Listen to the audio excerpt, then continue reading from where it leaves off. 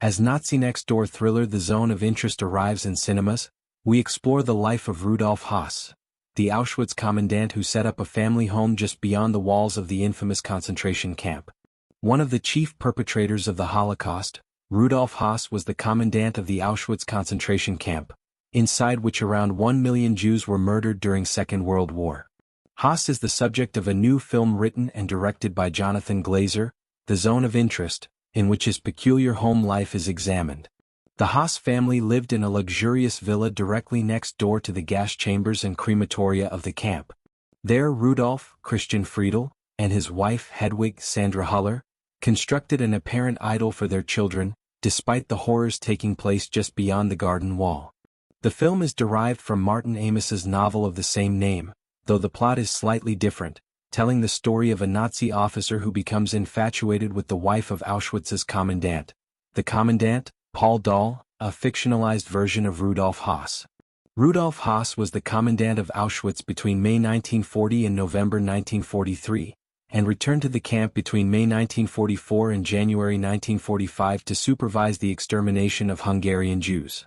He was from a military family, and at the age 14 joined the German army to fight in the First World War.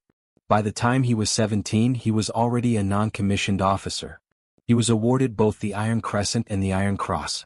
After evading capture at the end of the war, Höss joined a number of nationalist paramilitary groups. He became a member of the Nazi Party in 1922 and 2 years later, was convicted of the murder of a local schoolteacher believed to be supplying intelligence to the French occupational authorities.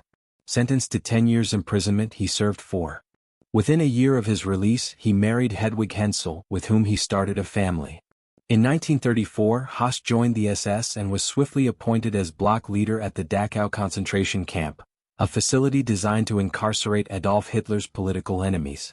4 years later, and by now an SS captain, he moved to the Sachsenhausen camp.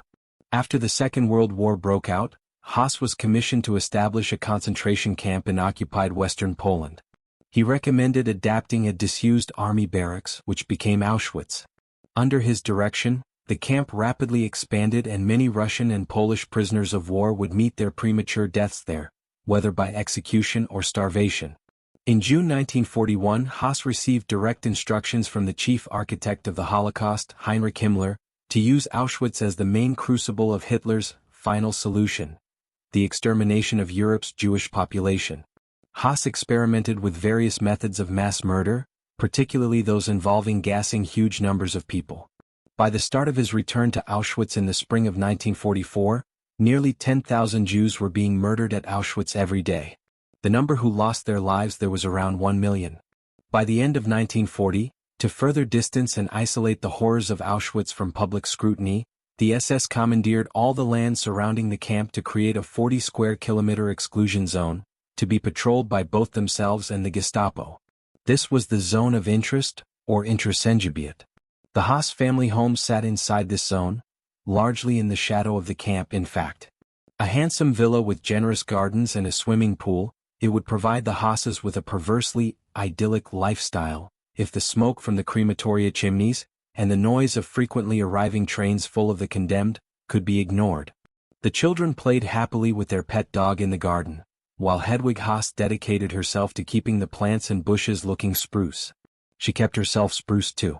As well as wearing fur coats confiscated from those heading to their deaths, she called upon the design and sewing skills of a couple of dozen female prisoners, as revealed in Lucy Adlington's book The Dressmakers of Auschwitz. Saved from the gas chambers, the group, known as the Upper Tailoring Studio, designed and produced high-end clothing for the wives of the camp's officers and guards. Hedwig Höss apparently never visited the camp that was on her doorstep, nor did her husband tell her exactly what went on behind its high walls. But it is scarcely believable that, such were the vast numbers of daily arrivals at the camp by train, she would be unaware of the heinous acts being carried out under Höss's instructions. Indeed, Höss himself said as much once he was captured after the war, that both Hedwig and their teenage son Klaus knew full well what was occurring just beyond their well-tended garden. The smell of the burning bodies could leave no one in any doubt. The reason for Höss's return to Auschwitz in May 1944 was to oversee what became known as Operation Höss, where almost 400,000 Hungarian Jews were sent to the camp in a period shorter than 2 months. So vast were the numbers arriving that they exceeded the capacity of both the gas chambers and the multiple crematoria. Instead, they were led into fire pits, fatally shot and their bodies burnt. As the Third Reich fell, Höss went on the run and became a target for British Army personnel hunting down escaped Nazis. In March 1946, these hunters tracked down Hedwig Höss and her children to the small town of St. Michaelistan in northern Germany, nearly 1,000 kilometers northwest of Auschwitz. Here, she had taken employment in a local sugar factory. Hedwig told the hunters that she last saw her husband in the April of the previous year and that he had subsequently died. Suspicious that they were being misled, the investigators subjected her to 6 days of interrogation, at which point she cracked and revealed the truth. Her husband was alive and living in a remote farmhouse near the Danish border. The investigators swiftly made their way there, surrounding the farmhouse and taking Höss by surprise. He greeted them in his pajamas. Initially claiming to be a farm worker called Franz Lang, Höss soon confessed to his actual identity. Höss was passed on to the unit responsible for investigating war crimes. He supplied a written confession while in custody. I personally arranged, on orders received from Himmler in March 1941, the gassing of 2 million persons between June/July 1941 and the end of 1943, during which time I was commandant of Auschwitz.